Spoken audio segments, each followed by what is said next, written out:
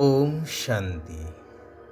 सद्गुरु सच्चित आनंद स्वरूप भगवान सदाशिवंकर आत्मिक संतान मानंकु हार्दिक ईश्वरीय शुभ अभिनंदन, सुस्वागतम, सुप्रभात।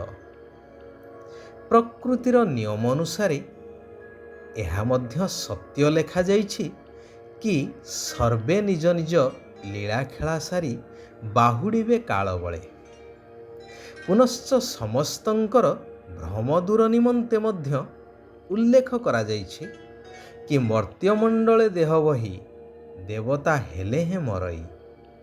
एई मर दुनिया रे केही मध्य अमर हेई नाहंती कि रही मध्य पारिबे नाही।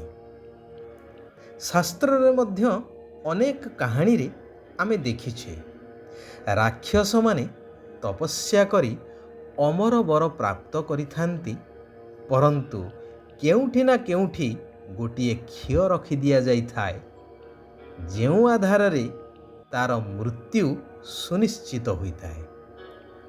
मोटामोटी कहिबाकू गले एही दुनिया रे केही केते भी प्रतिपत्तिशाली शक्तिशाली हेई थाउ, परंतु मुक्तिर कामना करि थाए, कारण से जानिछि जे दिने ना दिने ताकू एई देह आउ देहर दुनिया को छाड़ी जीवाकू ही पड़िबो।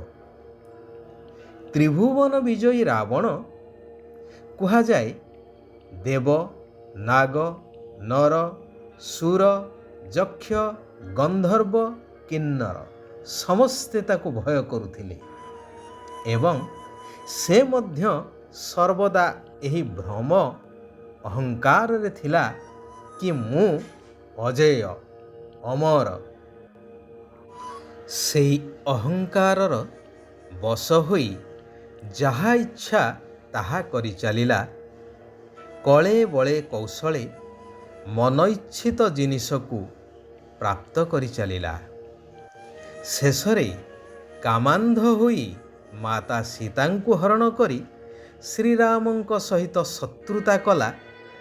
जिए जेते परामर्श देले मध्य काहारी परामर्श ग्रहण कला नहीं, निज जिद्रे अटल रही निजर कूलर विनाश कला। शेषरे मृत्यु समय अंतरर सहित निवेदन कला, हे श्रीराम मते मुक्ति दियो। तेबे एई चलनशील दुनिया रे सबु किछि क्षणस्थायी, व्यक्ति हेउ बा वस्तु वैभव हेउ, समय अनुसारे सबु किछि परिवर्तन हवा एहा सृष्टिर अटल नियम। जेपरि पुराणा घरर मरामती करा जाई थाए, परंतु एपरि एक समय आसे आउ मरामती द्वारा काम चली न थाए, संपूर्ण अचल अवस्था को आसी थाए, सेतेबेले घर को भांगी नूतन घरर परिकल्पना करा जाई थाए। ठीक सही परी गीतार महावाक्य अनुसारे एही पुराणा पतित दुनियार एबे महाविनाश अवश्यंभावी, कारण कलिजुगर समय सीमा वर्तमान शेष हेउछि। पूर्वे 60 वर्ष हेले व्यक्ति संसार जंजालरू मुक्त होई पिलामानंकु सबु किछि अर्पण करी गुरुंक पाखकु जाइथांती बानप्रस्थरे, परंतु वर्तमान आबाल वृद्ध वनिता समस्तंकर बानप्रस्थ अवस्था। जेहेतु एही पुराणा दुनिया एबे संपूर्ण परिवर्तन होई नूतन दुनियार अयम आरंभ हेबाकू जाउछि। सर्वात्मांकर पिता मुक्तिदाता परमात्मा निराकार शिव बाबा कहउछंती, मु समस्तंकु बाणीरु ऊर्ध्व निर्वाण धाम घरकू नेबाकू आसीछि। सेथिपाई एही समाचार समस्तंकु देई सेमानंकु घरर रास्ता देखाओ। ସମସ୍ତଙ୍କର କଲ୍ୟାଣ କରିଚାଲ। କିଏ ମାନୁ ବା ନ ମାନୁ, ସମସ୍ତଙ୍କୁ ନିରାକାର ପିତାଙ୍କର ପରିଚୟ ପ୍ରଦାନ କରିଚାଲ। କେହି ଯେପରି ମୋର ପ୍ରକୃତ ପରିଚୟକୁ ଜାଣିବାରୁ ବଞ୍ଚିତ ନ ରୁହନ୍ତୁ। ଯେହେତୁ ବିଶ୍ୱର ପ୍ରତ୍ୟେକ ଆତ୍ମା ମୋର ସନ୍ତାନ, ତେଣୁ ସନ୍ତାନ ହିସାବରେ ସେମାନଙ୍କର ପିତାଙ୍କଠାରୁ ସମ୍ପତ୍ତିର ଯେଉଁ ଅଧିକାର ଅଛି, ତାହା ସେମାନଙ୍କର ମଧ୍ୟ ପ୍ରାପ୍ତ କରିବା ଦରକାର। ଅର୍ଥାତ୍ ସୁଖ ଶାନ୍ତି ଭରା ନୂତନ ସ୍ୱର୍ଗ ରାଜ୍ୟରେ ଆସିବାର ଅଧିକାର ସମସ୍ତଙ୍କର ଅଛି। ପରନ୍ତୁ ଯେଉଁମାନେ ମୋ ଶ୍ରୀମତରେ ଚାଲି ମୋ ସ୍ମୃତିରେ ରହିବାର ପୁରୁଷାର୍ଥ କରିବେ, ସେହିମାନଙ୍କୁ ହିଁ ଏହା ପ୍ରାପ୍ତ ହୋଇପାରିବ। ଯେପରି ଡାକ୍ତର ରୋଗ ଦେଖି ରୋଗୀକୁ ପରାମର୍ଶ ଦେଇଥାନ୍ତି, ସମସ୍ତଙ୍କୁ ଏକା ପ୍ରକାରର ଦେଇନଥାନ୍ତି, ଏଠାରେ ମଧ୍ୟ ପ୍ରତ୍ୟେକଙ୍କ ପ୍ରତି ଶ୍ରୀମତ ଅଲଗା ଅଲଗା ଦିଆଯାଇଥାଏ।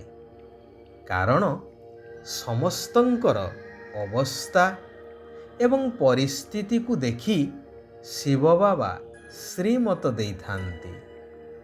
ମନେ କରାଯାଉ କେହି ନିର୍ବନ୍ଧନ ବୃଦ୍ଧ ଅଥବା କୁମାରୀ ଅଟନ୍ତି, ଯୋଗ୍ୟ ସେବାଧାରୀ ଅଟନ୍ତି, ତେବେ ବାବା ରାୟ ଦେବେ ଏହି ଈଶ୍ୱରୀୟ ସେବାରେ ସମ୍ପୂର୍ଣ୍ଣ ରୂପରେ ଲାଗିଯାଅ।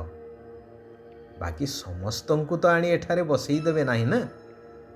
ଯାହା ପ୍ରତି ଶିବ ବାବାଙ୍କର ଯେଉଁ ଶ୍ରୀମତ ମିଳିଥାଏ, ସେଥିରେ କଲ୍ୟାଣ ହିଁ କଲ୍ୟାଣ ରହିଥାଏ। ଯେପରି ବ୍ରହ୍ମା ବାବା ଏବଂ ଜଗଦମ୍ବା ବା ମମ୍ମା ଶିବ ବାବାଙ୍କ ଠାରୁ ସମ୍ପତ୍ତି ନେଉଛନ୍ତି ସମ୍ପୂର୍ଣ୍ଣ ସମର୍ପଣ ବୁଦ୍ଧି ହୋଇ, ସେହିପରି ଅନୁକରଣ କରି ତାଙ୍କ ସଦୃଶ ସେବା କରି ଅବିନାଶୀ ସମ୍ପତ୍ତିର ଅଧିକାରୀ ହେବାକୁ ପଡ଼ିବ। ଶିବ ବାବା ହେଉଛନ୍ତି ଭୋଳାନାଥ। ଗୀତରେ ମଧ୍ୟ ଅଛି ନା, ଭୋଲେନାଥ ସେ ନିରାଲା ଔର କୋଇ ନାହିଁ। ଭଗବାନଙ୍କୁ ଭୋଳାନାଥ ଏଥିପାଇଁ କୁହାଯାଏ କି ଆମେମାନେ ଦ୍ୱାପର ଯୁଗରୁ ତାଙ୍କର ମହିମା ଗାନ କରିବାକୁ ଯାଇ ଅଯଥାରେ ଅନେକ ନିନ୍ଦା ଆଉ ଗ୍ଲାନି କରି ଚାଲିଛେ, ଅନେକ ଭୁଲ କରିଛେ। ପରନ୍ତୁ ଭୋଳାନାଥ ବାବା ସେ ସବୁକୁ ଭୁଲି ପ୍ରତ୍ୟହ ମଧୁର ଆତ୍ମିକ ସନ୍ତାନ ବୋଲି ସମ୍ବୋଧନ ପୂର୍ବକ ଶ୍ରୀମତ ଦ୍ୱାରା ଆମମାନଙ୍କର ବିକର୍ମ ଓ ପାପକୁ ବିନାଶ କରି ମୁକ୍ତି ଆଉ ଜୀବନ ମୁକ୍ତି ପ୍ରଦାନ କରୁଛନ୍ତି। ଶିବ ବାବା ମତ ଦେଉଛନ୍ତି, ବର୍ତ୍ତମାନ ଏହି କଲ୍ୟାଣକାରୀ ପୁରୁଷୋତ୍ତମ ସଙ୍ଗମ ଯୁଗରେ ପୁରୁଣା ଦୁନିଆର କୌଣସି ବି ଜିନିଷ ପ୍ରତି ମୋହ ରଖିବା ଉଚିତ ନୁହେଁ। ଏହି ଦୁନିଆର କୌଣସି କଥାର ସଉକ ରଖିବା ମଧ୍ୟ ଉଚିତ ନୁହେଁ। କାହିଁକି ନା ଏହା ଶ୍ମଶାନ ଘାଟ ହେବାକୁ ଯାଉଛି, ଅର୍ଥାତ୍ ସବୁ କିଛି ବିନାଶ ହେବାକୁ ଯାଉଛି। ଏହି ସୃଷ୍ଟି ନାଟକ ଏବେ ସମାପ୍ତ ହେବାକୁ ଯାଉଛି। ସବୁ ହିସାବ କିତାବ ଚୁକ୍ତ କରି ଘରକୁ ଫେରିବାକୁ ପଡ଼ିବ। ସେଥିପାଇଁ ଯୋଗ ବଳ ଦ୍ୱାରା ପାପରୁ ମୁକ୍ତ ହୋଇ ପୁଣ୍ୟ ଆତ୍ମା ହେବାକୁ ପଡ଼ିବ। ଜ୍ଞାନଦାନ ସହିତ ଗୁଣଦାନ କରିବା ଦରକାର। ଶିବ ବାବା କହୁଛନ୍ତି, ଖୁସି ରୂପକ ଭୋଜନ ଦ୍ୱାରା ମନ ଏବଂ ବୁଦ୍ଧିକୁ ଶକ୍ତିଶାଳୀ କରୁଥିବା ଅଚଳ ଅଟଳ ହୁଅ। ବାଃ ବାବା ବାଃ ଏବଂ ବାଃ ମୋର ଭାଗ୍ୟ ବାଃ। ସର୍ବଦା ଏହିଭଳି ଖୁସିର ଗୀତ ଗାଇ ଚାଲ। କଥାରେ ଅଛି ନା, ଖୁସି ଜୈସି ଖୁରାକ ନାହିଁ। ଯେଉଁମାନେ ଖୁସି ରୂପକ ଭୋଜନ ପ୍ରତ୍ୟେକ ଦିନ ସ୍ୱୀକାର କରିଥାନ୍ତି, ସେମାନେ ସର୍ବଦା ସୁସ୍ଥ ରହିଥାନ୍ତି। ମନ ଏବଂ ବୁଦ୍ଧି ଶକ୍ତିଶାଳୀ ହୋଇଥାଏ।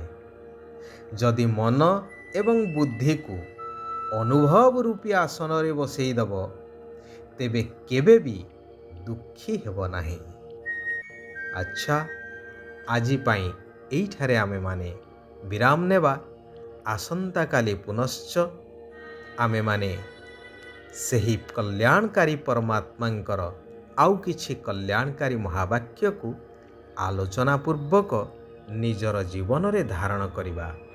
ଓମ୍ ଶାନ୍ତି, ଓମ୍ ଶାନ୍ତି, ଓମ୍ ଶାନ୍ତି।